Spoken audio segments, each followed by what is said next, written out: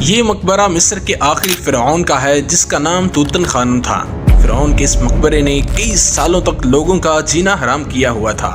سال 1922 میں جب برٹش آرکیولوجسٹ ہارورڈ کارٹر نے مصر کی وادی آف کنگز میں مصر کے آخری فرعون کا یہ مقبرہ دریافت کیا تو یہ دریافت ایک سنسنی خیز لمحہ تھا، جس کی وجہ سے کئی لوگوں کی موت واقع ہوئی۔ اس مقبرے میں ایسا کیا تھا کہ لوگ پھر اس کے قریب جانے سے بھی ڈرنے لگے، اور پھر سائنٹسٹ نے اس مقبرے کے اندر سے کون سی چیزیں دریافت کی، آئیے جانتے ہیں آج کے اس ویڈیو میں، اس لیے ویڈیو کو اینڈ تک لازمی دیکھیے گا۔ دوستو، سال 1920 کے شروع میں دنیا توتن خانم نامی فرعون کے جادو میں گرفتار تھی۔ یہ مصر کا آخری فرعون تھا جس نے 1323 سے 1332 تک مصر میں حکومت کی اور لوگوں پر بہت زیادہ ظلم کیا۔ جب یہ مرا تو اس کی لاش کو ہنود کر کے دفن کر دیا گیا۔ اسی طرح وقت گزرتا رہا اور جب سال 1922 آیا تو مصر کے اندر کچھ سائنٹسٹ نے وادی آف کنگز میں ایک ریسرچ کے دوران مقبرہ دریافت کیا جو کہ اسی فرعون کا تھا۔ جب مقبرہ کھولا گیا تو مقبرے کے اندر فرعون کی لاش کے ساتھ ساتھ بہت زیادہ سونا اور زیورات بھی دفن تھے۔ کیونکہ مقبرے میں سونے اور زیورات کی بھرمار تھی، لیکن اس وقت لوگوں کی دلچسپی صرف خزانوں تک محدود نہیں تھی۔ فرعون کی لاش ملنے کے بعد جہاں لوگوں میں فرعون پر ہوئی لعنت کے قصے گردش کرنے لگے، وہیں پر اخبارات نے بھی فرعون کی لعنت کی کہانیاں خوب پھیلائیں۔ اب ہوا یوں کہ سائنٹسٹ کی جس ٹیم نے یہ مقبرہ دریافت کیا تھا، چند دنوں کے بعد اس ٹیم کا ایک آدمی مر گیا۔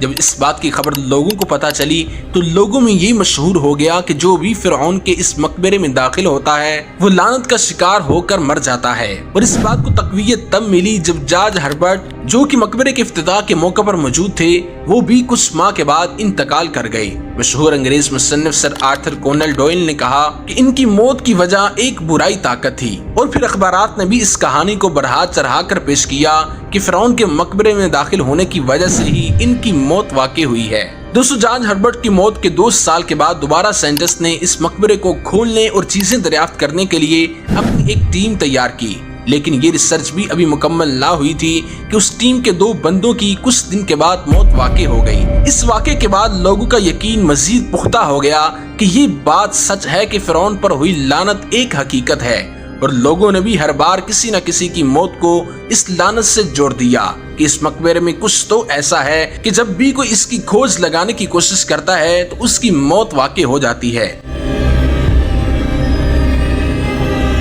لیکن سائنٹسٹ اور آرکیولوجسٹ کا ماننا کچھ اور ہی تھا۔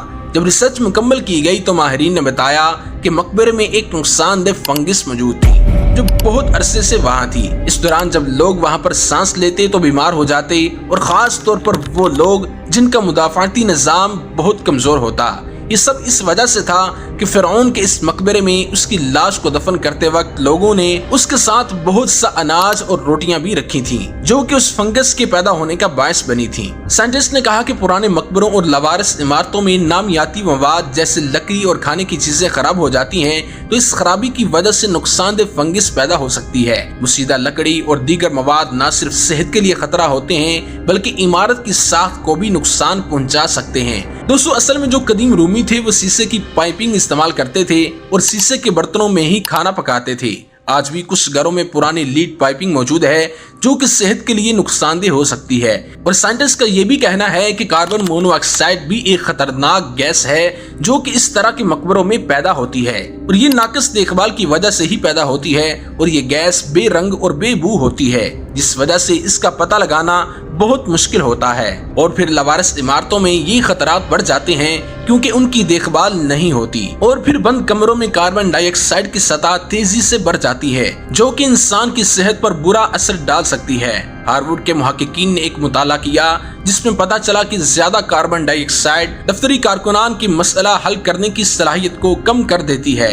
اسی طرح کی لوارث عمارتوں میں داخل ہونا یہ ایک جرم ہے اور اس کے لیے آپ پر بھاری جرمانہ بھی ہو سکتا ہے۔